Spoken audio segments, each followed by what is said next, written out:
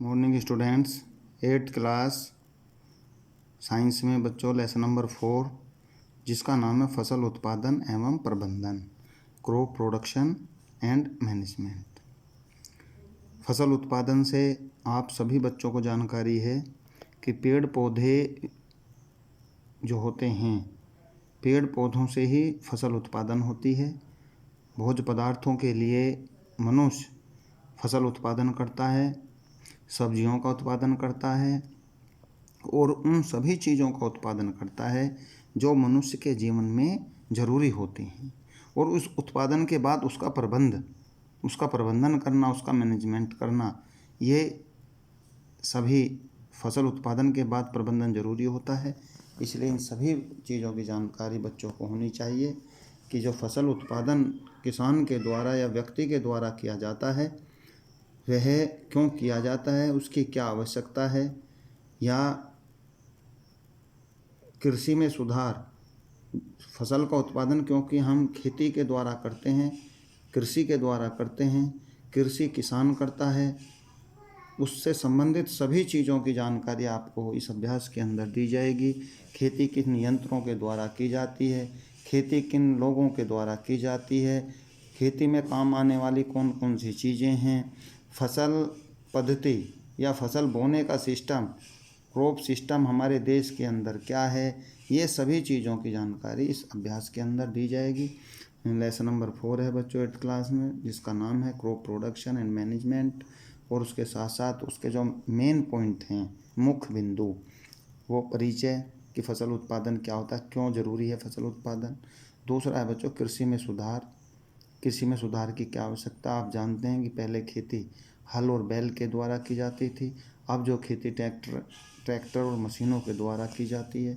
कृषि में कौन कौन से काम किए जाते हैं, कृषि क्रियाएं, कृषि के सामान्य तौर तरीके, कृषि के तरीके क्या हैं। कृषि करने के लिए ट्रैक्टर, सभी जानते हैं ट्रैक्टर के बारे में बच्चों। फसल पद्धतियाँ, फसल मौसम के अनुसार फसलें हमारे देश के अंदर बोई जाती हैं। कभी कोई सी फसल का समय होता है, कभी किसी दूसरी फसल का समय होता है, तो फसल का भी अपना एक सिस्टम होता है। वातावरण के अनुसार, वायुमंडल के अनुसार, मौसम के अनुसार फसलें बोई जाती हैं। उससे आगे हम उर्वरक और खाद में अंतर, क्योंकि खेती जो लोग करते हैं उनको खाद की भी आवश्यकता होती है, उनको उर्वरक की भी आवश्यकता होती है। ये सभी चीज़ें खेती में ज़रूरी होती है। खाद के लाभ, जो हम खाद डालते हैं ज़मीन भूमि के अंदर, जो खाद डाला जाता है उसके लाभ क्या हैं। सिंचाई की आधुनिक विधियाँ, पहले सिंचाई एक तरीके से जो देसी साधन थे, रहट या बैलों के द्वारा रहट चला करके या नहर के द्वारा की जाती थी, नहरी पानी से सिंचाई की जाती थी। किंतु अब जो सिंचाई है उसमें भी आधुनिक विधियां आ गई हैं। ट्यूबवेल हैं, समरसेबल हैं, पंप्स हैं, ट्रैक्टर हैं और जनरेटर हैं, इन सभी के द्वारा अब सिंचाई की जाती है। जंतुओं से प्राप्त भोजन, कुछ भोजन ऐसा भी होता है जो बच्चों जंतुओं से प्राप्त होता है। पेड़ पौधों से तो होता ही होता है, किंतु कुछ भोजन जंतुओं से भी प्राप्त होता है। इन सभी जो मेन पॉइंट्स हैं इस अभ्यास के अंदर हम अध्ययन करने वाले हैं। और बच्चों, क्योंकि आप सभी ज़मीन से जुड़े हुए छात्र हैं, स्कूल के अंदर जो छात्र पढ़ते हैं वो ज़मीन से जुड़े हुए हैं, उनके घर पर खेती बाड़ी की जाती है। इन सभी चीज़ों के बारे में आप जानते हैं और उसके साथ साथ कुछ पॉइंट मैं आपको बताऊंगा जिससे आपके यहाँ होने वाली खेती बाड़ी या कृषि और कृषि में कुछ और सुधार किया जा सकता है। तो सभी बच्चे इस पर ध्यान देंगे, इन वीडियो को ध्यान से आप पढ़ेंगे। तो सबसे पहला पॉइंट है परिचय। भोजन की हमें क्यों आवश्यकता है बच्चों, फसल उत्पादन की हमें क्यों आवश्यकता है। आप जानते हैं कि हम विभिन्न प्रकार की फसलों को उगाकर भोज्य पदार्थ तैयार करते हैं, जैसे गेहूँ है, चना है, मटर है, जौ है, मक्का है। ये सब हमें कहाँ से मिलता है, ये हमें पेड़ पौधों से मिलता है। भोजन की आवश्यकता की पूर्ति के लिए हमें इन चीज़ों की आवश्यकता होती है और इनको हम कहाँ से प्राप्त करते हैं, फसलों से प्राप्त करते हैं, पेड़ पौधों से प्राप्त करते हैं। और भोजन के बिना व्यक्ति जीवित नहीं रह सकता, ये सभी आप जानते हैं।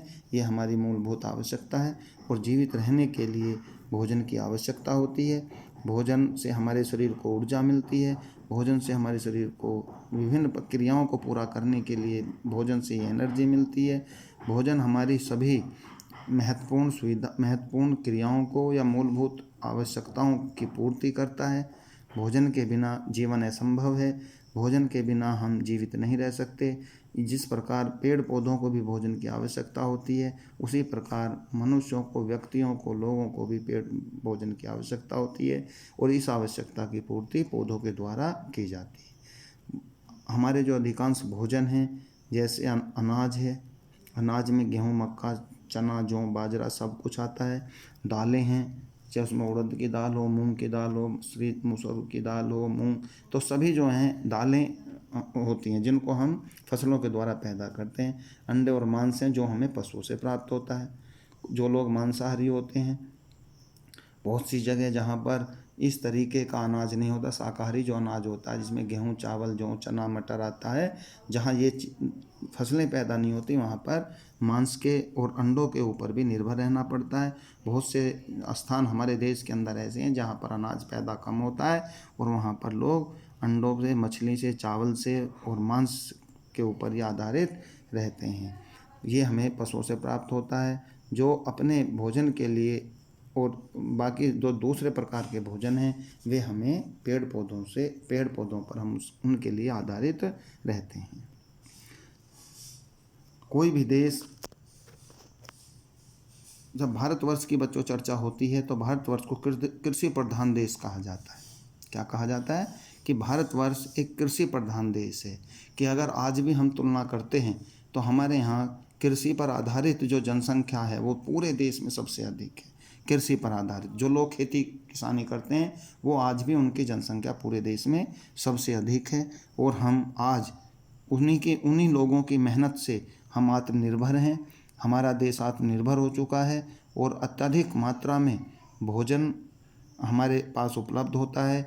गेहूँ, चना, जौ, मटर अत्यधिक मात्रा में उपलब्ध होता है और उसको किस प्रकार से हम पूरे वर्ष सुरक्षित रखते रहें, उनकी उचित देखभाल हो सके, इस प्रबंधन को ही मैनेजमेंट कहा जाता है। कि हम पूरे वर्ष उसको सुरक्षित रख सकें और जहाँ आवश्यकता होती है देश के उन भागों में उसकी सप्लाई कर दें या उसको भेज दें उन स्थानों पर जहाँ पर इन चीज़ों की कमी होती है। तो इसको हम मैनेजमेंट कहते हैं, प्रबंधन कहते हैं। कोई भी देश अपने सभी लोगों की भोजन की आवश्यकता पूरी करके भोजन में आत्मनिर्भर बन सकता है। फिर भी हमें भोजन के उत्पादन और वितरण के क्रमानुसार उचित व्यवस्था की आवश्यकता होती है। यह कृषि कहलाता है। और इस प्रकार भोज्य फसलें तथा मनुष्य के लिए उपयोगी दूसरी फसलें उगाने वाला विज्ञान कृषि विज्ञान कहलाता है। बच्चों, ये जब आप इंटर से आगे पढ़ेंगे तो ये एक अलग ही सब्जेक्ट हो जाता है जिसको हम कृषि विज्ञान या एग्रीकल्चर कहते हैं। और एग्रीकल्चर के अंदर बहुत से बच्चे एग्रीकल्चर से भी पढ़ते हैं। जैसे साइंस, आर्ट और कॉमर्स से पढ़ाई होती है, ऐसे ही एग्रीकल्चर से भी पढ़ाई होती है। तो इसको हम बड़े ध्यान से सुनें, समझें, ये बेहद ज़रूरी है। अब इसमें बच्चों सुधार कैसे लाया जा सकता है, कृषि में सुधार कैसे हम ला सकते हैं, किस तरीके से हम ज़्यादा से ज़्यादा पैदावार अपनी बढ़ा सकते हैं, किस प्रकार के हम सिस्टम से, किस प्रकार की खेती करके हम अपनी पैदावार ज़्यादा बढ़ा सकते हैं। और कृषि एक बहुत बड़ा, पूरी दुनिया के अंदर एक उद्योग है, पूरे विश्व में ये एक महत्वपूर्ण उद्योग है। और जहाँ भारतवर्ष तो अपने आप में कृषि प्रधान देश है। 10,000 वर्षों पहले से जाना जाता है कि मनुष्य घुमक्कड़ था। मनुष्य मतलब घूमने वाला था। वह एक स्थान से दूसरे स्थान पर जाता था, समूह में भोजन और आश्रय की खोज में घूमा करता था। शिकार करने में उसे खाने के लिए मांस प्राप्त होता था तो वह जंगली पौधों से दाने इकट्ठा करता था। वह पौधों के भाग जैसे फल, पत्तियां, तने और जड़ें खाता था। ये बच्चों उस समय की बात है जब हम भोजन पकाना नहीं जानते थे। मानव जाति पूर्ण रूप से विकसित नहीं थी। मानव जाति को ये जानकारी नहीं थी कि किस प्रकार से भोज्य पदार्थों को तैयार किया जाता है। उस समय जो है बताना है उसकी सविता की सासू खत्म होगी।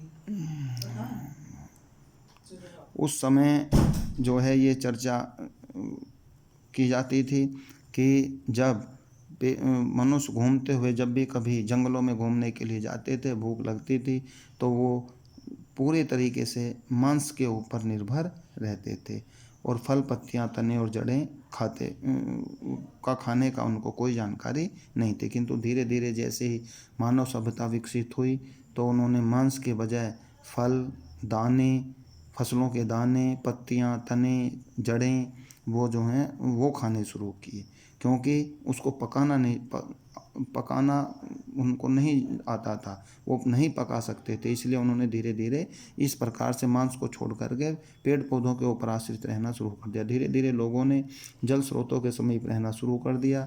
उनके साथ साथ भोज्य पदार्थों के जो पौधे होते थे उनको उगाना शुरू कर दिया और उगा करके उनको उनकी पैदावार बढ़ाने का प्रयास किया और इस तरीके से खेती करना और खेती से उत्पन्न अनाज के ऊपर निर्भर रहना शुरू कर दिया गया। इससे खेती करना शुरू हो गया।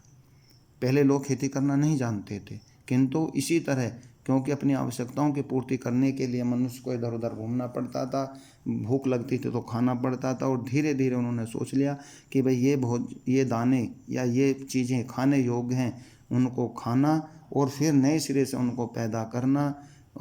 इस तरीके से लोगों ने कृषि करना या खेती करना सीख लिया और धीरे धीरे उनके तरीके बदल दिए गए। पहले लोग जो हैं खेतों को हाथों के द्वारा, फिर खेतों को बैलों के द्वारा जोतना शुरू कर दिया और उनके आसपास अपने खेतों के आसपास बस्तियां बसानी शुरू कर दें, गांव बन गए, गांव से शहर बन गए। इस तरीके से धीरे धीरे इसका विकास हुआ और खेती में सुधार करने शुरू हो गया। औद्योगिकरण तथा तकनीकी विकास से मनुष्य ने आधुनिक वैज्ञानिक विधियां अपनाकर तथा तकनीक से सुधार करके भोजन उत्पादन किया। ये विधियां जनसंख्या बढ़ने से भोजन की आवश्यकता बढ़ने लगी। आप जानते हैं जब जनसंख्या बढ़ती है तो ज़रूरत भी बढ़ती है, तो वैज्ञानिकों ने या जो खेती में काम करने वाले लोग थे उन्होंने नई नई विधियों के द्वारा खेती करने में सुधार किया, अधिक से अधिक पैदावार करने की कोशिश की। और आपको ये जानकर प्रसन्नता होगी कि आज देश अनाज की दृष्टि से आत्मनिर्भर है। उसको किसी भी देश से अनाज लेने की आवश्यकता नहीं पड़ती है और अनाज की पूर्ति के साथ साथ काफ़ी मात्रा में अनाज जो है भंडारों में भरा रहता है, जिसका आप उचित प्रबंधन के बारे में यहाँ पर आप आगे जो हैं पढ़ने वाले हैं। ठीक है बच्चों, ये यहीं तक मैं इसको आज वीडियो को भेज रहा हूँ, क्योंकि ज़्यादा बड़ी वीडियो जो हो जाती है उसको ग्रुप में डालने में परेशानी होती है। आप वीडियो को ध्यान से सुने। जब लेसन शुरू होता है तो ये वीडियो थोड़ी बड़ी बन जाती हैं और उनको शुरुआत को ही समझना बच्चों बेहद ज़रूरी होता है। फिर भी आज जो बच्चे स्कूल में आए थे उनको कुछ प्रॉब्लम के अनुसार बता दिया गया था, किंतु अगर फिर भी कोई प्रॉब्लम बच्चों को आती है तो पर्सनल फ़ोन करके स्कूल में भी आ सकते हैं, पर्सनल, क्लासों में नहीं बच्चों, पर्सनल, और अपने क्वेश्चनों पर वीडियो के बारे में कुछ चर्चा कर सकते हैं और वापस अपनी पूर्ति पढ़ने की अच्छे से अच्छे ढंग से करते रहें। और बाकी किसी बच्चों को प्रॉब्लम होती है तो स्कूल में आकर के संपर्क कर सकते हैं। Thank you.